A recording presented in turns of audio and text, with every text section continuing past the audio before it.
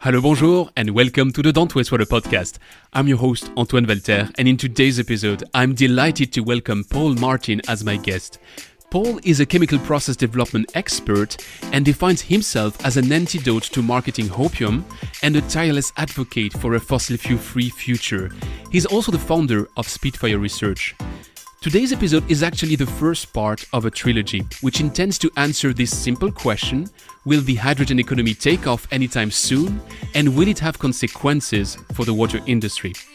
As you'll hear in a minute, Paul will break a lot of wrong preconceptions you and I may have about hydrogen and its potential to turn the world on its head. You'll hear that he's even calling us out as useful idiots to a certain extent. Why? Well, I certainly won't spoil it now. You'll see that he's backing his explanations with a treasure of pedagogy and simple science, and if you want to go further in depth, I've linked you some of his articles in the episode show notes. Before starting, I'd also like to thank another Paul O'Callaghan, who shared with me an inside report on the hydrogen economy his team at Blue Tech Research published end of 2021. As a hydrogen layman, that was a precious guide for me, full of insights, as the name states, and really catered to the water industry. The report itself is stored behind Blue Tech's paywall, but I'd bet that if you drop a gentle mail at info@bluetechresearch.com, don't jump on your pen, the link is in the description. They may do you a favor. Finally, I know I'm asking you every week to please share the episode if you like it, but I'll double down today. This trilogy took me 5 months to prepare, and I've poured my soul into these 3 interviews and a lot of behind-the-scenes discussions. In the recap video you'll find on my YouTube channel in a couple of days, you'll see how I've somehow even been working on it since 2011. So please, if you like it, share it, and I'll see you on the other side.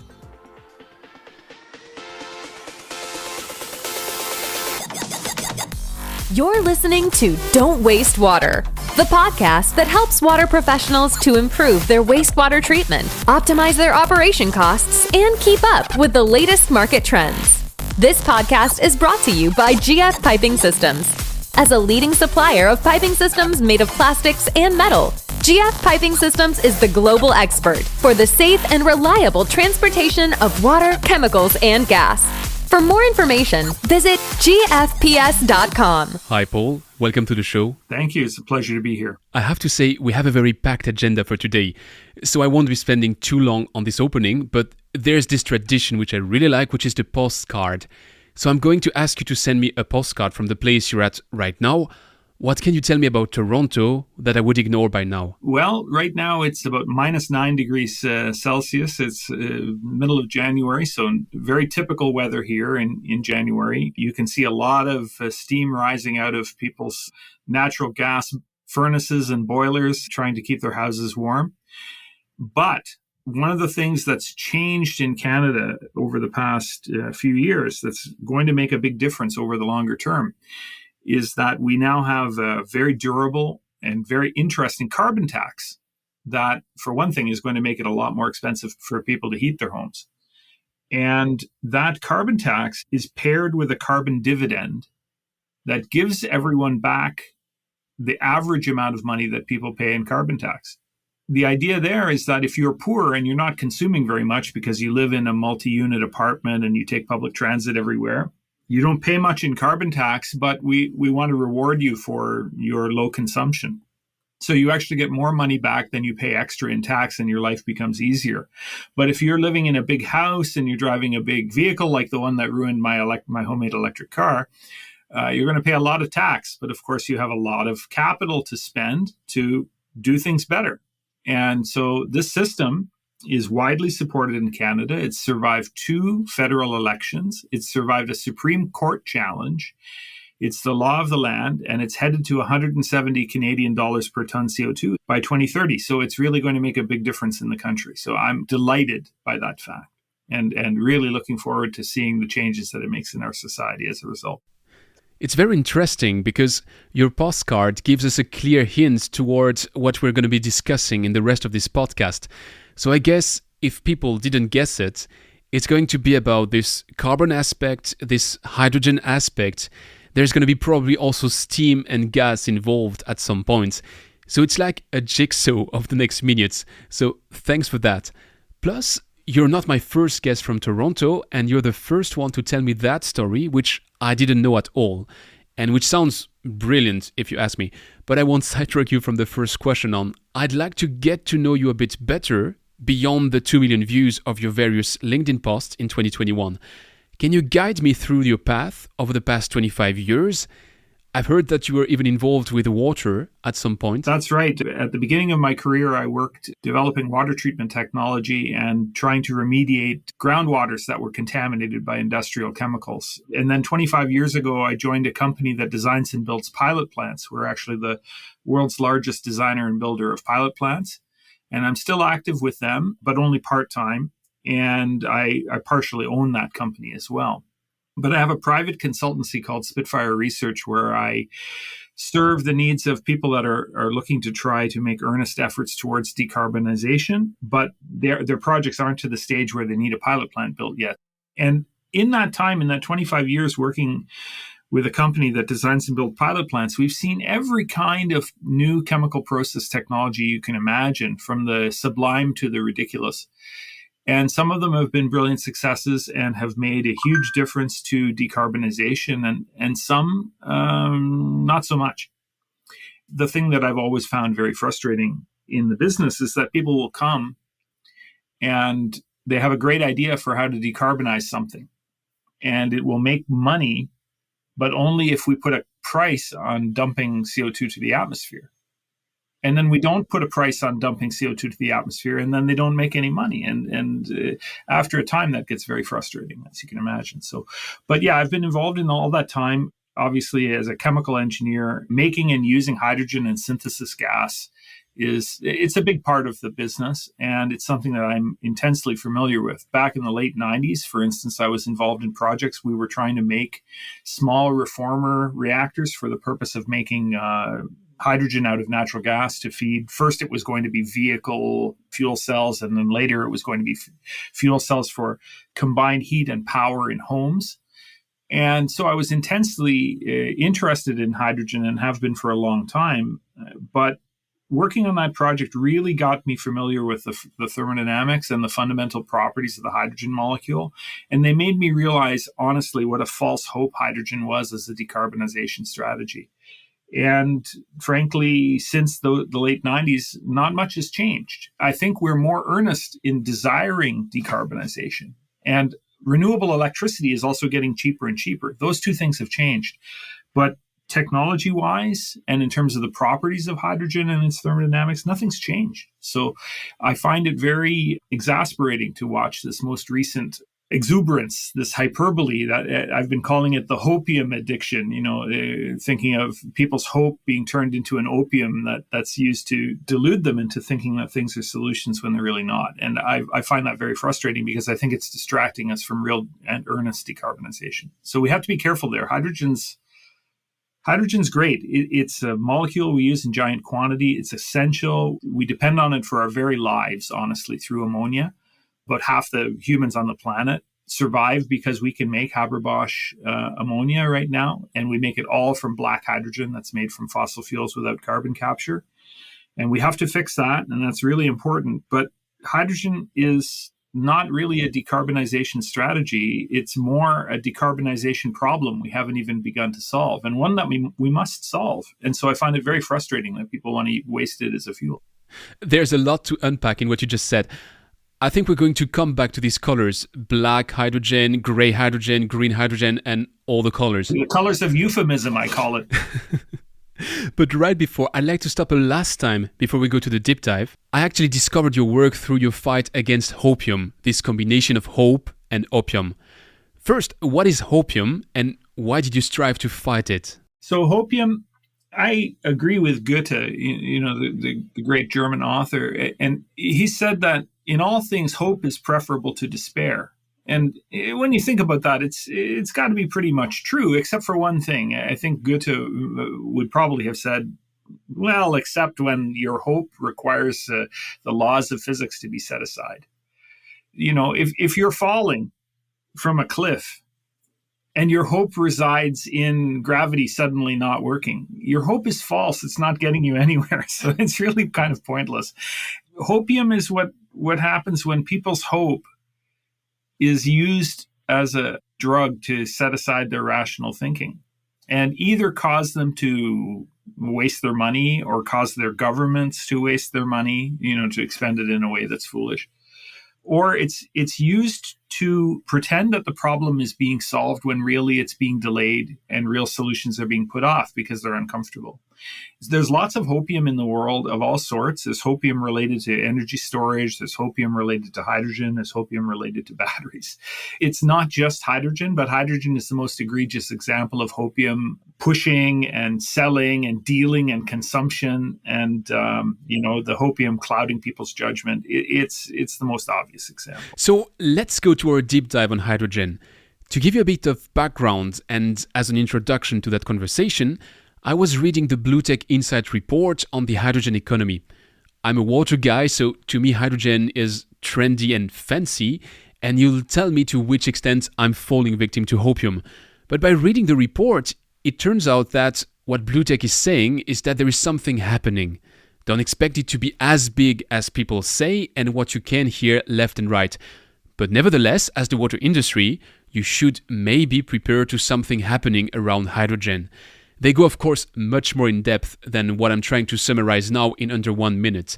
Yet, when I first discussed with you, I told you that I'm investigating this relationship between hydrogen and the water industry, and you were straightforward. You said, this is not a podcast, that is a 5-minute discussion because there is no relationship. And that is the first thing I'd like to understand. What makes you so affirmative to say that there is no relationship between hydrogen, which can be to a certain extent made from water, and the water industry? Sure. It's really easy.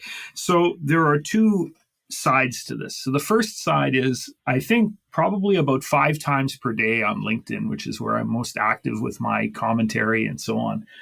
I encountered this concern from people that say, oh, well, if we make hydrogen from water by electrolysis, it's going to use a lot of water. And, the amount of water is just mind-boggling, and it's not a good idea because of the water use.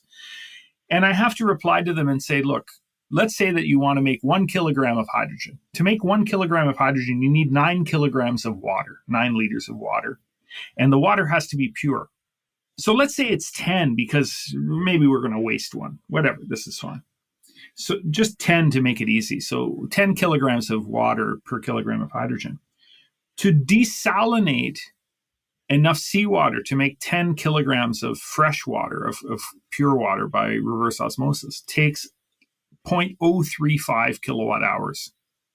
Okay, so a small fraction of a single kilowatt hour.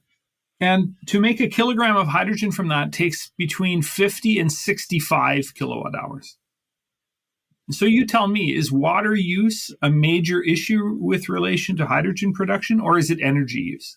And by the way, to make 50 or 65 kilowatt hours of electricity by, say, a thermal power plant, it doesn't matter which one, whether it's nuclear or coal or natural gas, takes orders of magnitude more water than 10 kilograms. So that's the one side. The one side is that hydrogen's issue is energy use. It's not water use. If you have a problem with water and you have access to a brackish well or wastewater or the ocean, it's far better for you to not make 1 kilogram of hydrogen and instead use that energy to purify water so that you have water for whatever you need water for than it is to make hydrogen out of it. I mean, that's rather obvious.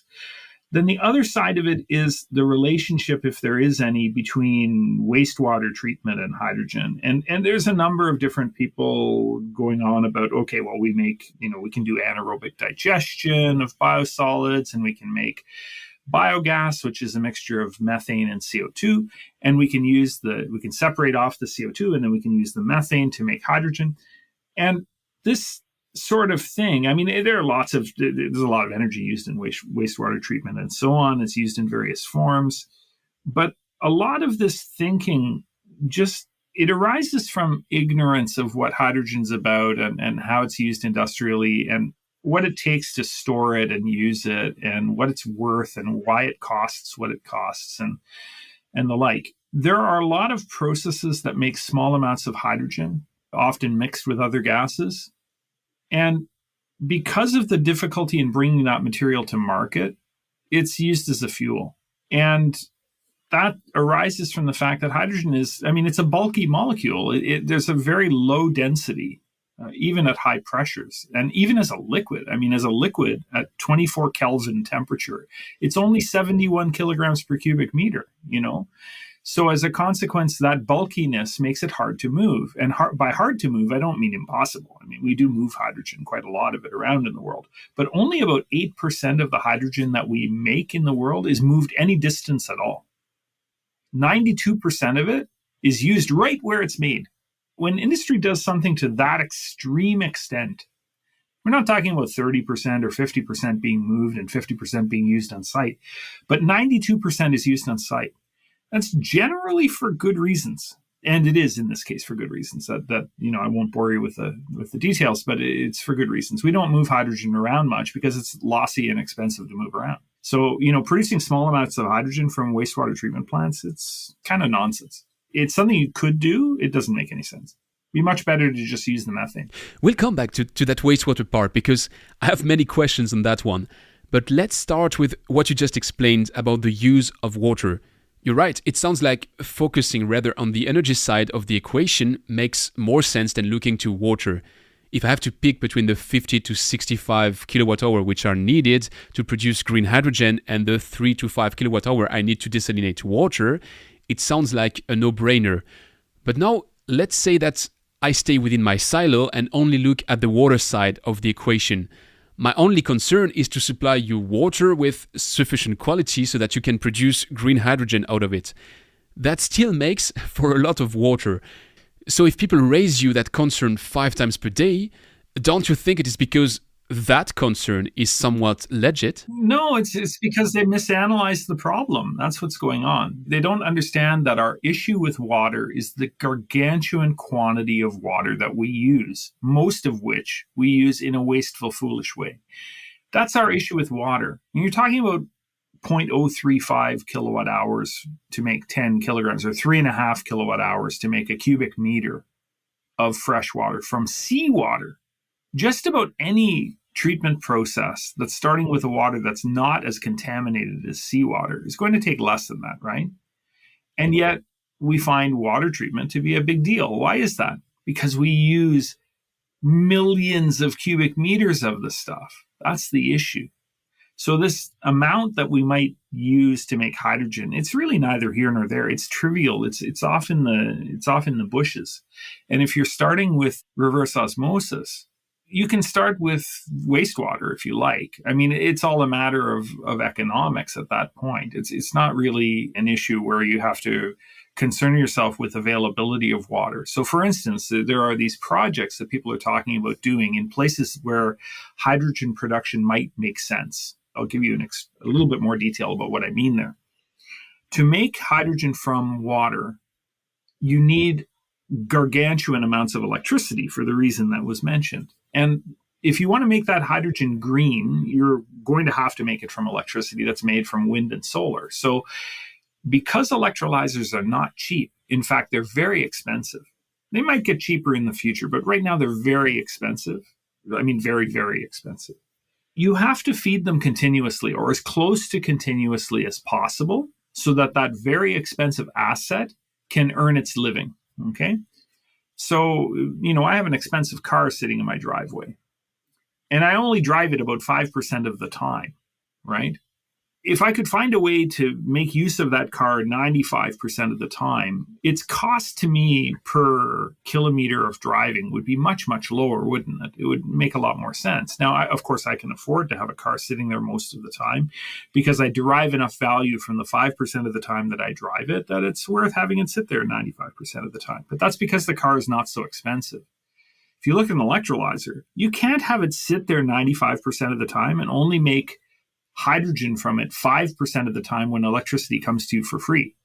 Okay. You have to have the electricity available at high capacity factors. So if you look in the world, it's very easy to analyze this.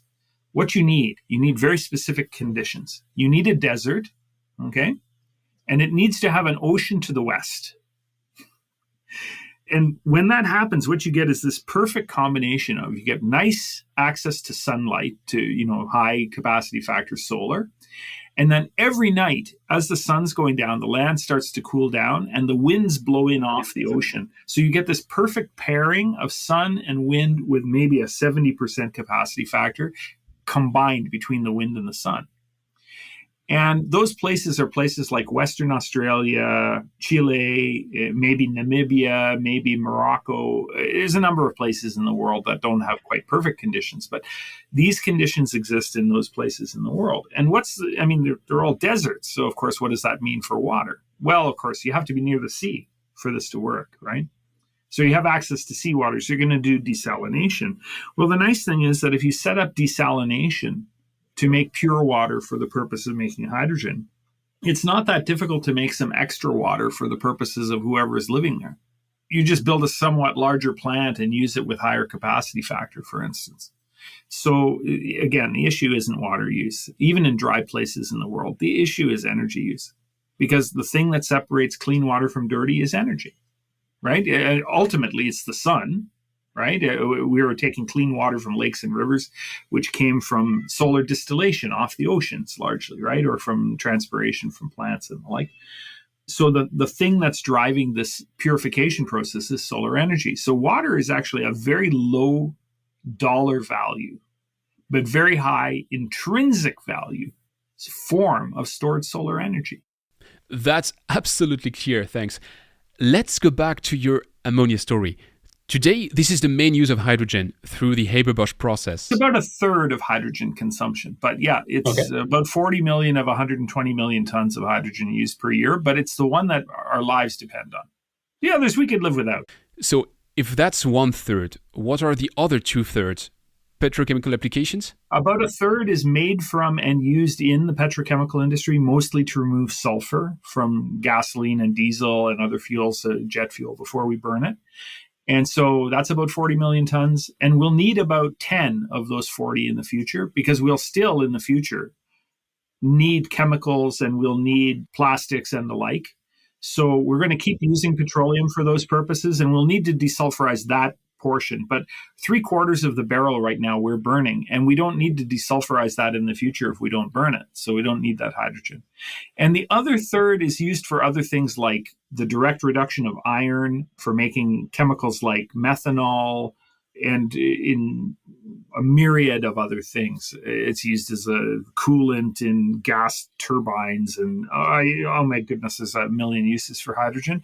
They're numerous, but they're fairly small. So those are the big ones: direct reduction of iron, ammonia, methanol, desulfurization of petroleum, and as a chemical reagent, as a reducing agent, for instance. So we have these 40 megatons, which are the ones used today for the production of ammonium through the Haber-Bosch process. And that is done today with gray hydrogen, right? Gray is a lie, okay? Let's call a spade a shovel here. This is not gray, it's black. In fact, it's ultra black. It's black hole black. It's 30% blacker than the fossil fuel that it's made from per joule. Okay, why so? Well, if you start with 1 joule of methane lower heating value and you make hydrogen from it, you only get 0.7 joules of hydrogen lower heating value. And you get the same number of kilograms of CO2 as you would get if you burned that natural gas in the first place. So it's 30% blacker than burning methane if you're going to make hydrogen and then burn it. So that's what I mean by that. So this gray is a euphemism. It's not the truth. It's black. So let's call it what it is. It's black. Okay. And then you can make it blacker still if you make it from coal. Okay. Because for every kilogram of hydrogen you make from methane, you get about 10 kilograms of CO2. For every kilogram of hydrogen that you make from coal, you get about 30 kilograms of CO2. So it's even blacker. I don't know how you say blacker than black, but that's really it. But the majority of it is made from gas, right? The majority of it is made from either gas or coal or petroleum. Gas is the most popular one because it's the cheapest way. And petroleum, like I said, all of the hydrogen that's made from petroleum is used to refine petroleum. So it more or less cancels itself out. And about 25% of it is made from coal, mostly in places like China and India, where they don't have access to cheap natural gas. So we have these 40 megatons of black hydrogen. If we want to decarbonize our world, that's the portion which is non-negotiable. It has to be done with hydrogen. So we have to replace gray, brown, black, whatever we call it, by a carbon-friendly alternative. That might be green hydrogen. How would you do that? So the way I like to think of it is this. So let's remember we were talking about 120 million tons in the first place. Mm-hmm. And in a decarbonized future, we're still going to need 90. Okay? Because 30 will go away when we stop desulfurizing fossils as fuels, right? So we need 90 million tons per year. So to make 90 million tons per year using the best electrolyzer in the world that you can buy, that's 50 kilowatt hours per kilogram of hydrogen. You can't afford that one, but that's okay. Let's assume you can scale those up to an enormous scale and make lots of them. That would mean that you would need 4,500 terawatt hours of electricity, okay, to make that 90 million tons of green hydrogen to replace the black hydrogen in the world that we'll still need, right? Well, in 2019, all of the wind and solar in the whole world added up to only 2,100 terawatt hours. So we would need more than twice as much wind and solar as we had in the whole world in 2019 just to decarbonize just the fraction of hydrogen that we'll need in a decarbonized future. And yet we have all of these people frothing at the mouth talking about how there's going to be excess hydrogen to waste as a fuel. And how can you take them seriously? So you can see my problem with this whole thing. It's not, the math doesn't add up. Let me just try to scratch that surface, because you say people promote it. Personally, I remember it was probably 2 years before the pandemic in 2018. I was at the European Utility Week in Vienna, and as an humble energy muggle, I've attended 2 full days of conferences explaining how hydrogen was the future and how the grid in Germany was about to fall apart as there was too much of electricity at night when wind was blowing and nobody consuming. And my take-home message was that if you didn't use hydrogen in a power to X approach, you were in big trouble. And now that I've read your various articles, I'm starting to think this was hopium, and a part of it might even be just pure lies. Yeah, some of it is motivated selling, you know? Exactly. That was going to be my question. How much of that is people really believing that hydrogen is the future, and how much is just people having something to sell? It's a little hard to say. I'm a very rude man, okay? And I'm old. I'm not that old, but I'm old enough that I've stopped caring quite so much about whether people think that I'm being polite with them or not. And as a consequence, the way I view hydrogen is that the hydrogen is being pushed by 2 groups of people. It's being pushed by the fossil fuel industry, for whom it's a win-win situation. And it's being pushed by hydrogen's useful idiots. Okay, I don't know if you recall, but back in the era of the Cold War, the Soviets used to refer to the socialists in Western countries as their useful idiots. You know, their hearts were in the right place, perhaps. They were worried about the social conditions of their population, but they were serving the interests by manipulation of the Soviet apparatus. And so hence they were referred to not just as ordinary idiots, but useful idiots. And so the useful idiots in the hydrogen regime, they're people that think they're going to make giant amounts of renewable electricity that nobody will know what to do with. And so they have to find something to do with it. So they're going to make hydrogen. And it's people that sell electrolyzers and fuel cells and entities like Airbus that, you know, get paid by dubious governments to design aircraft, whether they ever get built or not. You know, so people that are in a moral hazard position in that they benefit whether the thing that they're promoting is a success or a failure. And you'll note that I said that hydrogen is a win-win situation for the fossil fuel industry. I've long thought that, but Michael Liebreich, who founded Bloomberg New Energy Finance, put it best when he said that for the fossil fuel industry, it really is a win-win situation. So hydrogen is pushed by the fossil fuel industry either to delay decarbonization, in which case they win, So the promise of future hydrogen delays electrification now, which would lead to decarbonization now.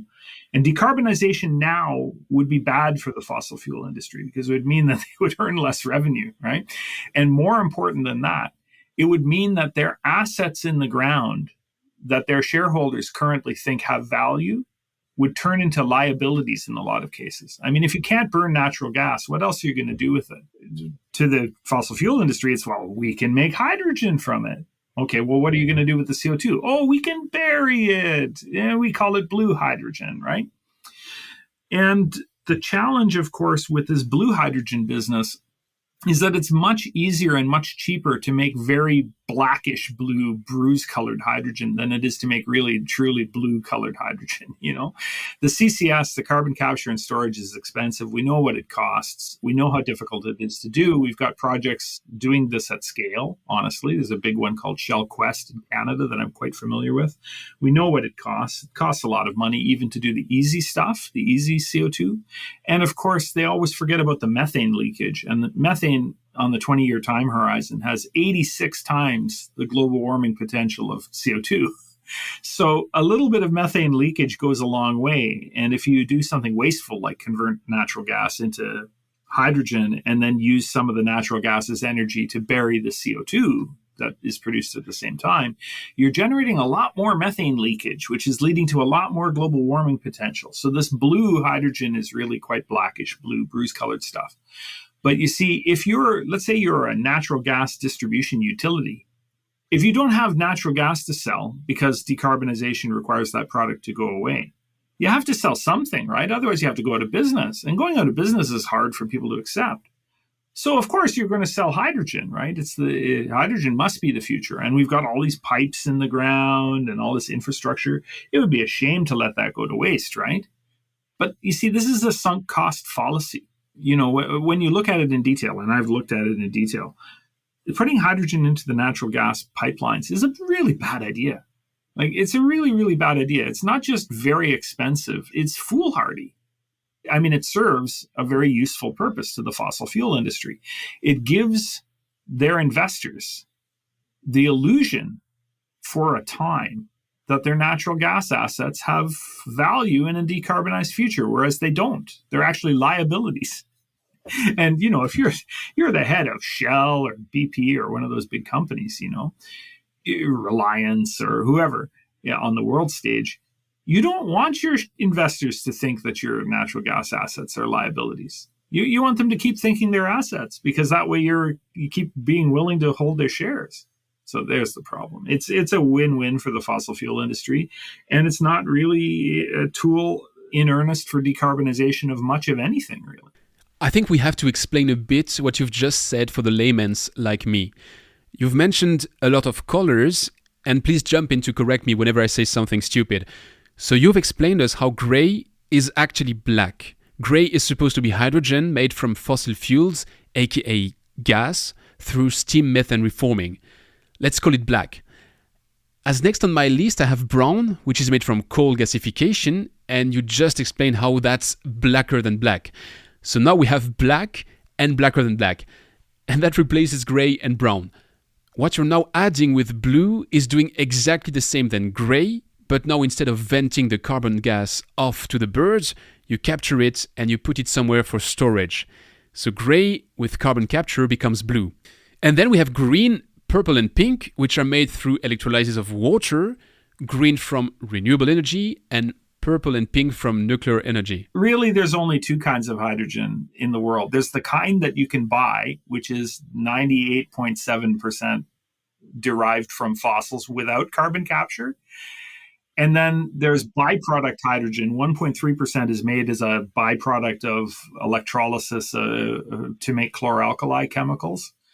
And it's not really, in fact, the chloralkali industry spends a lot of money to avoid making hydrogen because it costs them money. So they don't want to make hydrogen, but in order to run their business, they have to. So about a third of this byproduct hydrogen you can claim was made from renewable electricity, because about a third of the electricity in the world is renewable or nuclear, no emissions. So there's really only black hydrogen in the world right now. And then there's the potential to make these other colors, but really, ultimately, you're talking about low carbon hydrogen, potentially low carbon hydrogen, and hydrogen as it is, which is really high carbon, right? So low carbon hydrogen, if you make hydrogen by electrolyzing water using wind and solar, that's quite low carbon. If you use electricity from nuclear, well, you're wasting nuclear electricity because nuclear electricity is dispatchable and perfect replacement for electricity on the grid that might be made from burning fossils. So it'd be much better to use your nuclear electricity to supply people with electricity. It's not like nuclear plants that are in remote locations where they can't get their electricity to market. They're built only where there are people to consume it. So wasting nuclear electricity to make hydrogen is really questionable. So I don't believe in this pink stuff. It doesn't make any sense. And the blue stuff, this carbon capture and storage, as I mentioned, if you want to do a decent job of carbon capture and storage from hydrogen production, you need to do things differently than the way we make hydrogen right now. Right now, we make a lot of hydrogen by steam methane reforming. And that process involves a big furnace. And about a third of the gas that you feed to the process goes to the furnace to keep the furnace hot. And that's where the furnace tubes are that contain the catalyst and the endothermic, heat-absorbing reactions that make hydrogen out of water and methane happen in those tubes. And what comes out the back end of that process is a mixture of hydrogen and carbon monoxide and carbon dioxide. And you shift the carbon monoxide to make more carbon dioxide and hydrogen. But in the end, you get a lot of carbon dioxide. About half the carbon dioxide is in the product hydrogen. And you separate that out, and that stuff, by and large, gets vented to the atmosphere. It's not used for anything. But you also get some streams that have a little bit of these contaminant molecules in it, but a lot of hydrogen. And what you do is you feed that back to the tube furnace to recover its energy. So when you do the math, about half of the CO2 from steam methane reforming is easy to capture because it's at high pressure inside a mixture with hydrogen. So it's easy to capture and then store. But about half of it comes out of the top of this furnace. And it's no different than the CO2 that might come out of a natural gas turbine. That stuff is hard to recover and expensive to recover and takes energy to recover. And it's true for about that half that comes out of the steam reformer. So if you want to make really blue hydrogen, you have to do something called autothermal reforming instead. And so there, what you do is instead of using the furnace, you make the fire inside the process. So you feed oxygen instead of air. And you burn some methane inside the reactor to make the heat, and then it goes over the catalyst and makes the hydrogen. And then now all of the CO2 comes out with the hydrogen, so you can capture it theoretically all. But in reality, you're going to lose some. So maybe 90% capture is possible. But you need brand new equipment. And by the way, the autothermal reforming, you need electricity to run the air separation unit to make the oxygen. You also need the capital to buy that equipment. And that process is less efficient at making hydrogen than steam methane reforming is. So you actually need to buy more gas. And you end up making more CO2 that you have to bury. And as far as this blue hydrogen, you'll never do it from coal, ever. Because the cost of burying all that extra CO2 is way, way more than you will save by buying the cheaper fuel, coal instead of natural gas. So forget about CCS for coal. Coal is dead as a doornail. It's finished. So we have one color left on my list, which is turquoise. This is a good one, honestly, but it's partial. So we have to be careful about this one in saying that it's good when it can be done in the right way, but it'll never be a major source of hydrogen. So the idea here is that instead of trying to react the energy that's in methane to produce as much hydrogen as possible with either of those other two processes, steam methane reforming or autothermal reforming, what you do instead is you use an artificial heat source and you heat up the methane until it just falls apart. And when it falls apart, it makes carbon and it makes hydrogen.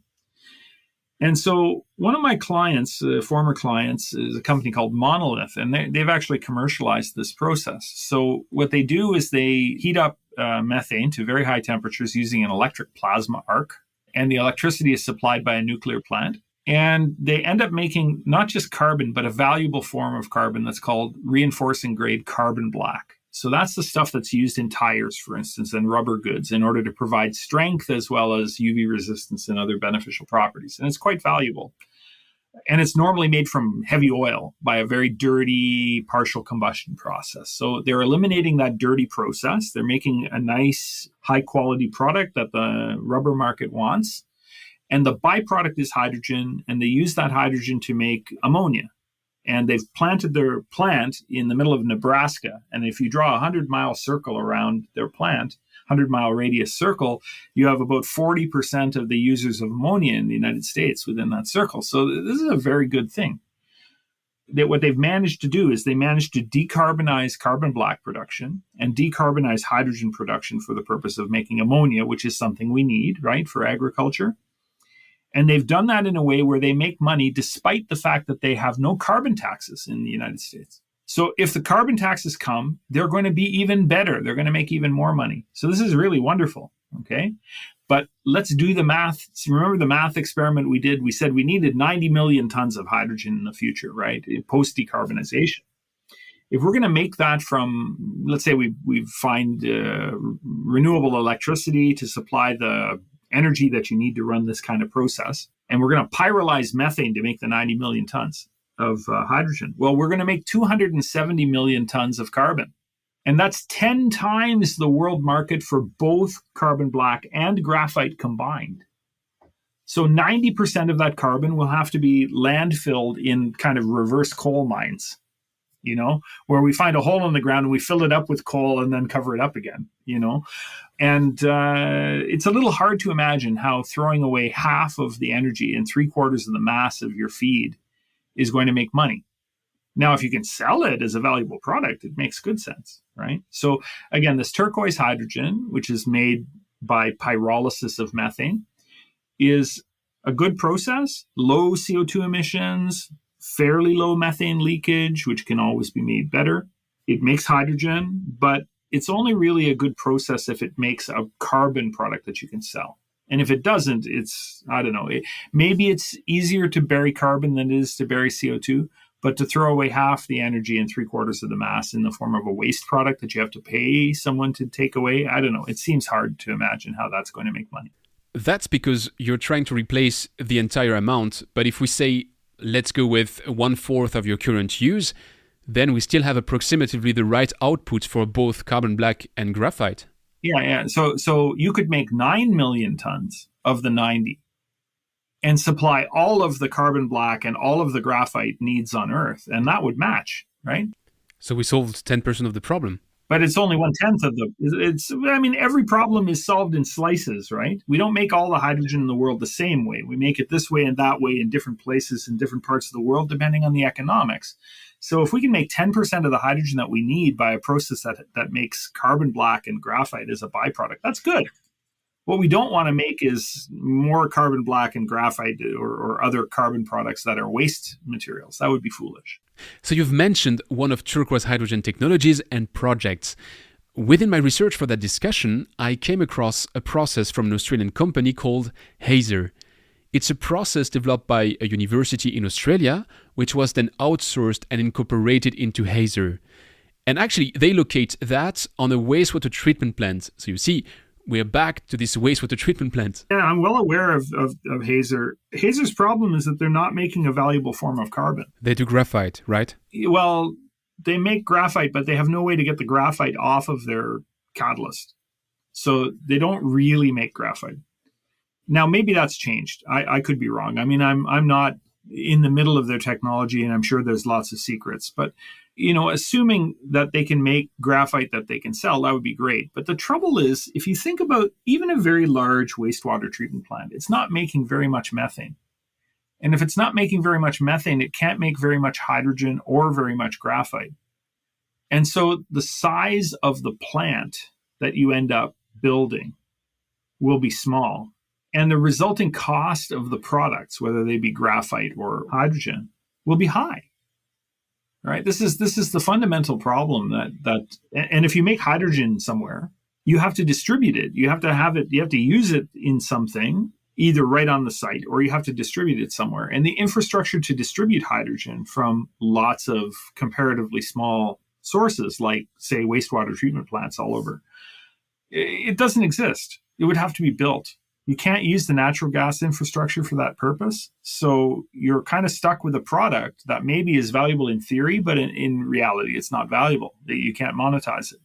The graphite, it's easy. It's dense and you can ship it. Talking of Hazer, you would probably not like it, but if I'm right, their intended output is to use hydrogen in a fuel cell because utilities have heavy vehicles that could be powered with hydrogen. If that's the case, why not skip all of this complicated technology, burn the CO2, burn the methane, make electricity by a much, much cheaper process that's pretty much as efficient as the fuel cell, but without the conversion technology in the middle that throws away half the energy. What are you getting? You're getting a little bit of decarbonization if you bury the carbon product or you use that carbon product in some durable thing that's never burned in the future, right? So it's not really doing much to my mind. I think biogas is really valuable. I think we should use biogas because we've got the infrastructure to distribute it, right? We have the natural gas infrastructure. So if you have excess of biogas somewhere, you should use it. And yet we have crazy people that want to make hydrogen out of it because they think hydrogen is sexy for some reason or another, right? And then on the other side, you have people that are thinking they're going to have a giant wind farm somewhere, right? And there's not enough use of electricity to pay for that wind farm. So what do they want to do? They want to make hydrogen from it. But then they go, oh, now I've got a problem. I have to get this hydrogen to people that need it. And that's hard because it's a bulky molecule and transportation infrastructure doesn't exist and it's very expensive. Oh, I know what I'll do. I'll capture CO2 from somewhere and I'll react the CO2 with hydrogen to make methane.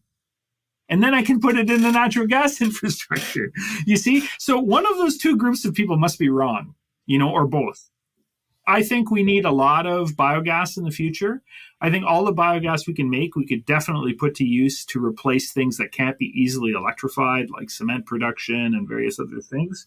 And whatever excess we have, we can store for the Dunkelflaute conditions that are happening in the cold parts of the world, like where I live.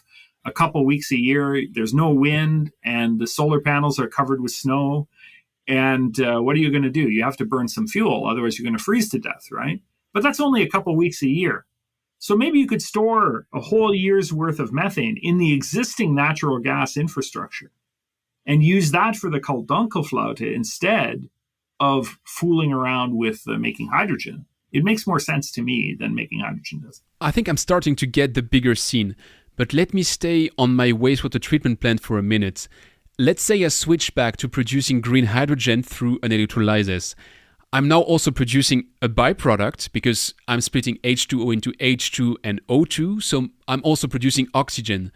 And oxygen can be a reactant for a wastewater treatment plant. So I could be using that oxygen as a feed gas for my ozone generators. I could be putting my oxygen into my biology and improve its yield. We'll switch gears a little bit. So either we're making hydrogen by pyrolysis of methane that comes from anaerobic degradation, in which case you're not making any oxygen. Or you have excess electricity, which you could either use to put oxygen from the air into your wastewater treatment process, which is quite energy efficient. Or you could use to electrolyze water, which is very energy inefficient, to make hydrogen. And then, okay, hey, presto, we've got some oxygen that we can use for some other secondary purpose. Most of the time, most electrolyzers vent their oxygen because the oxygen isn't worth the bother of producing at pressure, drying, purifying to remove the hydrogen contamination that it contains, and then storing and carrying off the site to somebody that needs it. So by all means, if you had some use for hydrogen in the wastewater treatment plant, and that won't be running a fuel cell, by the way, because that would be nuts, right? If you're using electricity to make hydrogen, you're not going to then use the hydrogen to run a fuel cell. You've just created a very inefficient perpetual motion machine there. But, if you had some excess electricity, it would make a lot more sense to just use it to take oxygen from the air and use that. That's going to take a lot less energy than it is to electrolyze water to make oxygen, unless you have some real purpose for the hydrogen. So I'm going back to this real purpose because we've solved together, see how we made a big progress towards that, we solved 10% of the problem because I stand on my 10%, which is we take this turquoise hydrogen and we use it to the maximum output we can have in carbon black and graphite. So 10% of the problem is solved. Okay, we have 90% of the problem left. If we want to keep feeding humanity in a carbon neutral world with the Haber-Bosch process and all the other appliances that we've cited at the beginning of this discussion, how do we do? So almost half of that 90 is 40. And that's the 40 that's used to make ammonia. And what do we do there? We make all of that ammonia in those places in the world I talked about before. We make it in Chile, we make it in Australia, because we can ship ammonia. We can't ship hydrogen in ships, okay? So that's half the problem taken care of. And then let's say we do the turquoise hydrogen, we take care of another 10%. So we got 60% taken care of. The remaining 40%, how do we do it? Well, we either, a lot of that stuff is being used for things like methanol and direct reduction of iron. We can do those in Australia and Chile too, because we can ship methanol and we can ship steel, right? Or iron, hot briquetted iron. So we would do all of those things in those places in the world that are rich in high capacity factor renewables. So guess what? The Chileans and the Australians, maybe if we're dreaming, the Namibians get really rich in the future as a result of their access to clean renewable energy. What better thing could you want? It sounds great. And that leaves only a little bit left that kind of has to be produced closer to where it's used. And that we can probably do, just not very efficiently, cost efficiently, by using local renewables. So honestly, I think taking care of the decarbonization of hydrogen, it's just one of many parts of the puzzle, but it's not impossible to imagine us doing it. What's impossible for me to imagine us doing is making gargantuan quantities of excess green hydrogen that we then use as a transport or heating fuel, right? That's the part that doesn't make sense to me. And the reason it doesn't make sense to me is that it shouldn't make sense to anybody, honestly. Again, it's the result of hopium, in my opinion, as opposed to an honest, dispassionate review of the thermodynamics and the properties of hydrogen and the energetics. There are better solutions that cost less, so we're going to use those instead. Talking of hopium and of how much it should not make sense for anybody, to quote you, neither Chile nor Australia or Namibia are in the European Union. That's right. But they have trade relationships with them. And nevertheless, the European Union plans to invest 400 billion euros into the hydrogen economy. So does that mean that none of them ever heard of thermodynamics, or that among your 2 million interactions on LinkedIn last year, nobody was working for the European Union? What's the deal there? Deal is, it's funny that you speak about the European Union. Honestly, I think that the European Union and the UK together, they're tied for the most rampant hydrogen hopium addiction in the world. But the places that have the most justification for such an addiction are not in Europe or the UK. They're South Korea and Japan. Okay. Now, if you look at Europe and the UK, the UK has already almost decarbonized its electricity grid. That's shocking. If you told me 10 years ago that the UK by today would have almost decarbonized their electricity grid, I would have told you were lying. There was no likelihood of that. They're going to burn coal until the cows come home. And no, they did. They managed to do it, But South Korea and Japan are different animals, okay? So they have the problem that they don't like their neighbors, their land neighbors so much. They have bad relationships with their land neighbors. They don't trust them. And they're also very energy hungry, very large populations, right? With a lot of heavy industry in both countries, and they're totally dependent on fossil energy right now. So guess who's pushing the hydrogen hyperbole for hydrogen as a transport fuel? It's the Japanese and the Koreans. You can understand why, because to them, they really don't want to import electricity via high voltage DC from people that might put their foot on the cable and kind of squeeze them anytime that they don't like their politics or whatever's going on. They'd like to import by ship from anybody that will sell them a product, just like they do with, natural gas, LNG and petroleum right now. They like that. And of course, coal. Both big burners of coal too. So they like that, but they think that in the future, maybe we won't be able to do that because we'll get serious about decarbonization, right? So they want to recreate that economic model that they have, just with a different fuel. And that's intellectually very simple. And the fossil fuel industry is going, yeah. That's the thing. That's what we want you to do, because otherwise we're not going to be supplying you anything. But the people that are sitting there in Japan and Korea that are talking about this, I don't think that they've got a calculator in hand. They haven't run the numbers. This is a nice little thought experiment. So if you go to the United States on the Gulf Coast, where the big chemical plants and refineries are, there's this facility. Well, not really a facility. I guess it's a price metric that they call the Henry Hub cost of natural gas. So this is a raw wholesale natural gas cost, kind of like the Brent barrel of oil or the West Texas Intermediate barrel of oil. These are metrics that are used in order to track the cost of a commodity. And natural gas, it fluctuates. And of course, it's quite high in Europe right now. It went up and now it's coming back down again. And it fluctuates seasonally and so on. But average, the Henry Hub cost of natural gas is about $3.50 per million BTUs. So that's a measure of energy. It's like joules, right? $3.50 per million BTUs. If you convert that $3.50 per million BTU natural gas to hydrogen, it costs about $1.50 wholesale, okay? The hydrogen that you produce, of which about a third of that cost is the cost of gas, and 2/3 is the cost of other O&M and capital, okay? So at $1.50 per kilogram, that hydrogen now costs $11 per million BTUs. It's 3 times as expensive. Just by making hydrogen out of it. Now, that's not capturing any CO2 or anything. That's just making hydrogen out of it. So now when we look at, that's $1.50 a kilogram, and the green hydrogen people are hyperventilating about maybe one day in 2040 or 2050, we can make hydrogen for $1.50 a kilogram. And I don't even believe them. I think they're delusional. I think they'll have a very, very hard time getting to those kinds of costs, largely because it would take hundreds of billions of dollars of public subsidy to buy really very much more expensive hydrogen than that in order to get to the scale necessary to drive the cost down to those low levels. But let's set that aside for a moment. Green hydrogen is costing a multiple of the cost of black hydrogen, and black hydrogen is costing a multiple of the cost of natural gas.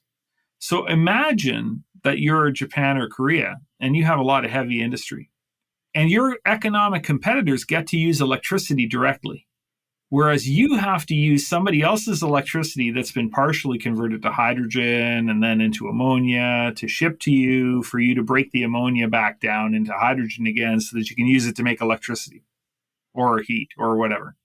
What kind of car you drive doesn't matter. Your industry's bankrupt. Your energy cost per joule is 5 times that of your economic competitors. So any energy intensive process is not going to be done in the future in Japan or South Korea because you couldn't afford to do it, right? So see, there's the thing. I think a lot of this thinking is just not based in, basic engineering economics. You have to think about it a little bit more carefully. And when you do, you'll realize that direct electrification just makes an awful lot more sense. I know people have this box on their head that if you want to make heat, the best way to make heat is burning stuff. Right? And that makes sense when all your energy is coming from stuff that you burn. You make electricity by burning stuff. You make heat by burning stuff. It's crazy to make electricity by burning stuff and then use that electricity to make heat, right? There's too many steps and it costs you too much money. So you don't do that. Well, in the future, we're going to be making electricity. So if we want heat, we'll make it from electricity. We're not going to make a molecule from it and then burn that to make it. That's because there's too many steps and it's going to be too expensive. So you see, we have an optimized thinking for the fossil fuel world, and we're trying to apply it to the decarbonized future, and we're getting wrong conclusions. And it's going to cost a lot of money that's just going to be burned up and wasted, and it's not going to help us decarbonize. And that's my worry. I have a last question for you in this deep dive, which will require some imagination.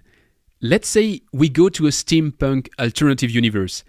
In that steampunk universe, electricity didn't win. There's no battery, and we're starting from scratch. And so far, the biggest thing to power all of our stuff is still steam. And so we're really restarting the race from zero, and we have two candidates for that decarbonized future world. We have batteries, and we have hydrogen. Batteries, as I said, have to restart from scratch, so they don't have the proxy of people having iPhones and hence having batteries and be ready to pay quite a lot to build the scale. So we're really starting from zero. There is no scale effect. Under those conditions, does hydrogen stand a chance against battery? Or if we redo the race, batteries win again? If the source energy is electricity, then batteries still win. Because there is a path to scale for batteries, and their greater efficiency pays for the path to scale. Okay. And hydrogen's problem is it's the opposite. Hydrogen is a way to take, well, actually, there's your trouble is that once you've made hydrogen, your problems are just beginning because, yeah, you have hydrogen. And if you need the hydrogen where you've made it, you could have just used electricity and cut out the middleman. So the whole idea behind hydrogen is as a means to transport or store electricity. And if I told you that I had this special bucket, and I'm going to fill it up with my nice homemade cider for you. And if I put it in one bucket, when you get it to your house, 90% of the cider will still be there. And if I put it in another bucket, only a third of the cider will be there. Which bucket are you going to choose? Pretty obvious. You're paying the same for the cider, right? I don't care how much you drink. I only care how much I pour into your bucket. You want to choose a bucket that's easier to carry, but it only has a third as much in it when you get it home. It's really not a good economic proposition, is it? And so there's your fundamental issue.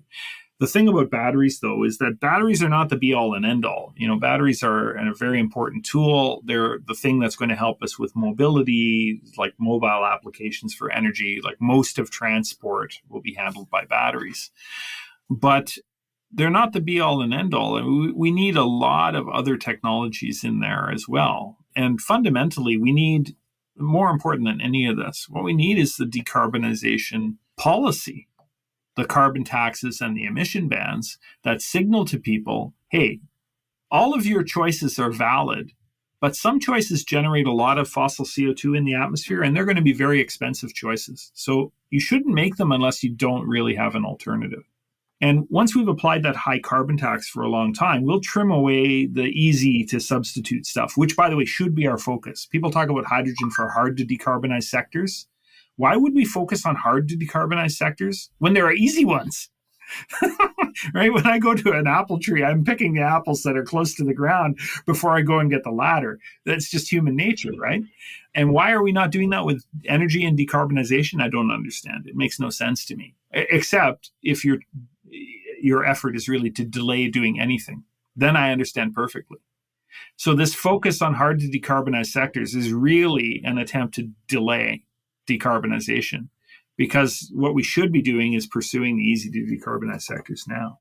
I don't want to re-sidetrack you, but to me, there's a clear link with the psychology of humans. I mean, we love stories and we love something which we can really grasp. And it's so beautiful as a story. This electricity which is in excess and nobody knows what to do with it. And we can do an electrolysis. And the byproduct, when you burn hydrogen again in a fuel cell, the byproduct is water. What's not to love about that? So that sounds so perfect. That is a cool story. So I get why people buy it. The trouble is that you're skipping a lot of steps, right? So first of all, it makes water, but it makes NOx when you burn it in air. The only time it doesn't make NOx is when you burn it in a fuel cell at low temperature over a catalyst. So that's misstated. If you burn hydrogen in your cooker at home, you're going to be making so much NOx that you're going to give yourself asthma. I mean, it's not a good thing to burn in your house for sure. It's possible on big engines, for instance, to put an SCR catalyst on there to take care of the NOx, but on a cooker or other, your home boiler, you're not going to have an SCR. You're going to make a lot more NOx. So there's the first lie in the story. It's a nice story, but it's a story that's told this way with head nodding yes. Now, what you need is me, okay? Because I tell you this other story with head nodding no. And you need both stories in order to understand what's going on. right? Otherwise, you have a fairy tale. You don't have a story. I think that makes a perfect conclusion for this deep dive. Thanks a lot. You're very welcome. And I've made a lot of assertions in our discussion today that make me, it sounds like I'm stating things as if they're fact without providing any backup. I encourage people to go to my LinkedIn profile or to spitfireresearch.com, where I have a lot of my articles republished. Go there and visit and take a look at the articles, because I provide the references and the calculations. And I have long discussions with very smart people who have forgotten more about certain topics than I'll ever know. And they help me refine my position. And when I'm wrong, I correct it, because I'm a human being. I'm often wrong. But I use the scientific principle of having people review and comment and go back and forth with the facts until we agree what makes sense. And then I revise my opinion to match the data. And when new data comes along, if my opinion needs to change, it changes. So go there, visit those resources, listen to my podcasts and review my articles and so on, and you'll get a sense that the points that I'm making, they're not infallible, but they're based in something. They're not just made up. And it's not that I hate hydrogen. I love hydrogen. Hydrogen is amazing. It's just a tool that needs to be used for the right purposes. And burning it as a fuel is not the right purpose for it. For anyone listening and being curious right now, if you look at the episode notes, you'll find my personal selection of Paul's articles. You'll see it's pretty easy from those ones to navigate to the other ones. And then it's like a rabbit hole. You start and you don't really know where you're stopping. I have a last section to wrap things up, which is the rapid fire questions.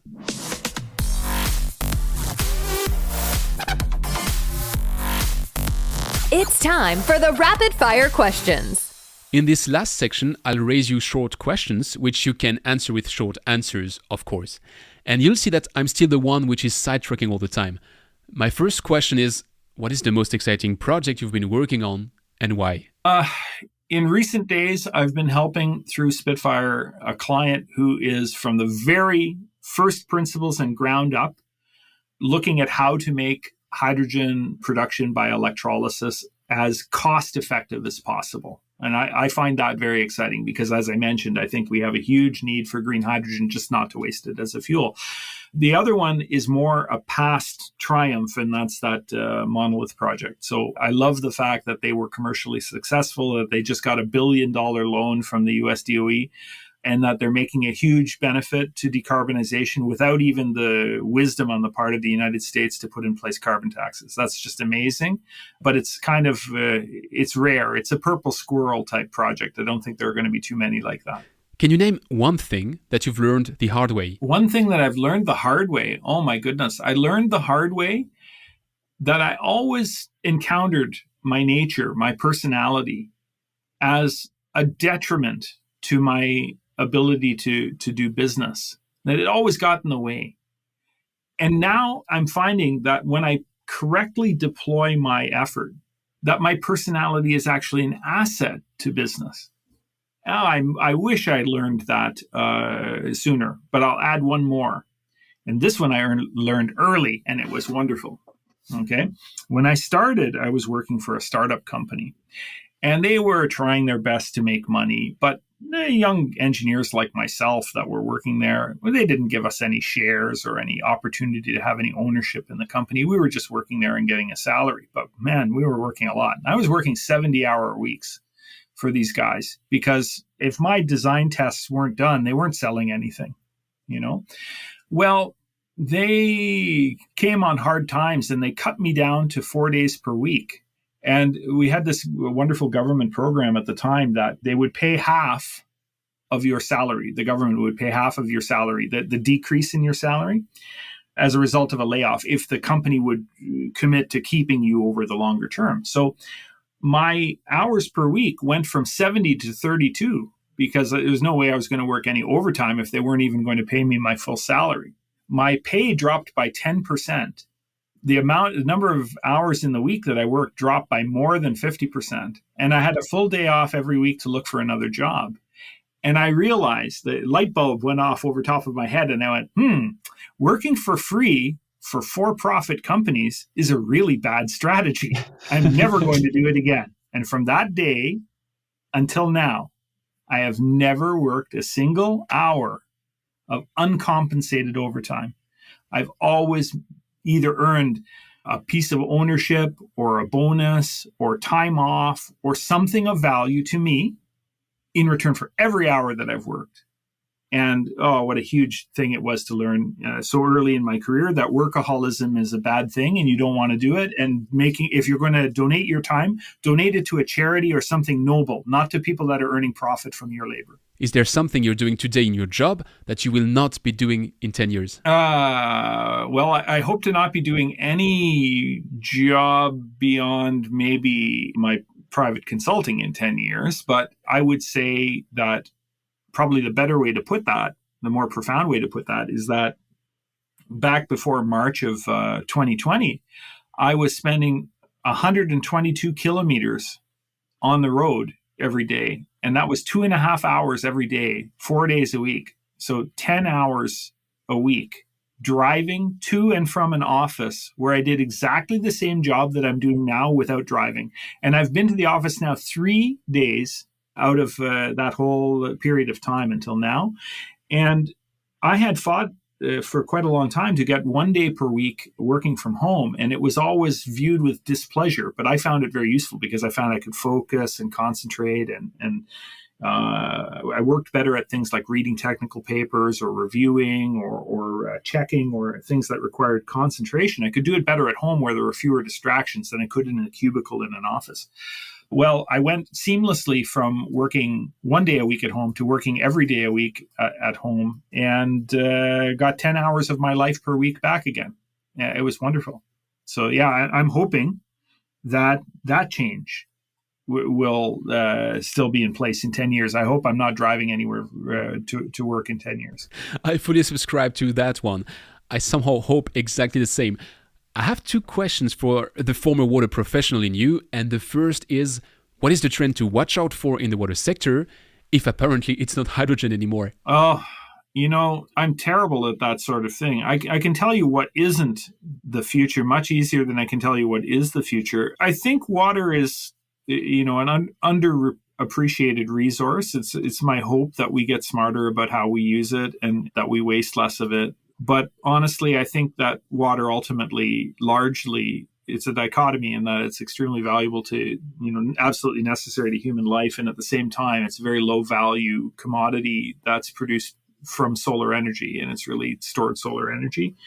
So I think that tendency will continue in the world and that we'll continue to experience pressure related to people consuming too much water needlessly and not being really happy with being forced to do things more sensibly. So unfortunately, that's the way I see it. But I don't see any magic technology coming that's going to suddenly turn wastewater into clean water or, be able to do it more efficiently or more effectively using sunlight or something. Back in my early days, that's what we were doing. We were trying to use sunlight to treat water. And then we realized, no, sunlight's availability factor is only 16%. So we have to use artificial lights to do that. And now we were consuming electricity rather than using sunlight. But anyway, it's the way it worked out. Reality sunk in. Well, you told me that in the early days of your career, when you were working with the water industry, you were doing this AOP based on solar, if I get right what you're explaining now. I had an interview on that microphone with Fajr Mushtaq from a startup called Oxyle. And they are turning exactly that into a promising process. I would say this is an object lesson about technology development and research and development and the popularization of science and funding and all these things. Titanium dioxide photolysis using visible or ultraviolet light has been studied extensively by hundreds and hundreds of research groups all over the world, and billions of dollars have been consumed on it, and it has no commercial applications other than self-cleaning surfaces. None. You see, it rung two bells in the minds of the funding agencies, solar and environmental. And it was fun research, but I mean, within 5 minutes, speaking with a brilliant photochemist, a guy named Ali Amiri, who I used to work with, it was quite clear what was wrong with titanium dioxide and why it would never be a commercial process for industrial or even pretreatment of water, and why that could not change right, couldn't be made differently. And, Ali was right. He was absolutely right. So, he was right presciently 30 years ago, and now we can say, you know what, Ali wasn't just suspecting that he was right. He was actually right.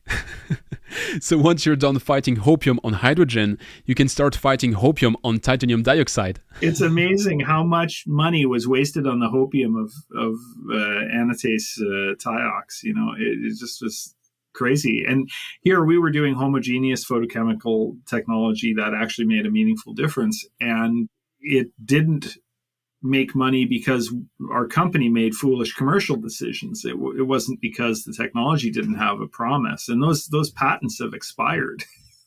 So they're free for everybody to use now. It was a fascinating experience to have as a young engineer. Well, it's been really a blast discussing all of this matter with you, Paul. So thanks a lot for accepting my invitation. If I was to look for a guest equally brilliant as you, who would you recommend me to invite as soon as possible on that microphone? I would say that there are two people that I would recommend. Well, in fact, three. So one of them is a guy who is very knowledgeable about lithium and lithium production. His name is Alex Grant. And Alex is young and smart as a whip and extremely effective as a communicator and totally unafraid to tell the truth as he sees it. So he's a great guy to talk to. And so, for instance, he knows a lot about trying to take lithium out of unconventional resources like geothermal brines. And it's going to be very interesting. There's some very prominent projects all over the world that he's involved with that are going to do just that. Another guy is a guy in Australia named John Poljak. And John is... his thing, he has a site called Key Numbers. And what John specializes in is making little models of problems so that you can run the numbers yourself and get rapid visual feedback on what's making the thing tick. So for instance, John's got these great resources for the purpose of looking at the economics of making hydrogen. John would be a great guy to talk to. And then the last one is kind of a polyglot guy who knows a lot about a lot of different things, is a very interesting thinker, is a guy named Michael Barnard, and he's in Western Canada in Vancouver. And Michael knows a lot about energy, and his company is called TFIE, which stands for The Future is Electric. And on that, Michael and I 100% agree. So those are the people that I would talk to. And one last guy, a guy named Paul Bryan, who recently left LinkedIn in disgust, unfortunately. He's a former VP of Chevron and a champion of biofuels, extremely knowledgeable chemical engineer, brilliant guy, very incisive thinker. And I think he'd be a really good guy to talk to as well. Well, thanks a lot, Paul. I hope that you weren't too bothered by my muggle questions about hydrogen. Not at all. This is the whole point. My job is to try to fill in that gap between the technical papers and the science popularist stuff that just gives the very lightest kind of skim of information. I try to fill in that piece in the middle, but to do it in a way that gets the point across, is technically accurate, but still approachable. So I hope I've accomplished that, and I've enjoyed your questions. Thanks a lot. Thanks for listening to Don't Waste Water. This podcast was brought to you by GF Piping Systems. Loved this episode? Head over to Apple Podcasts to subscribe, rate, and leave a review. See you next time.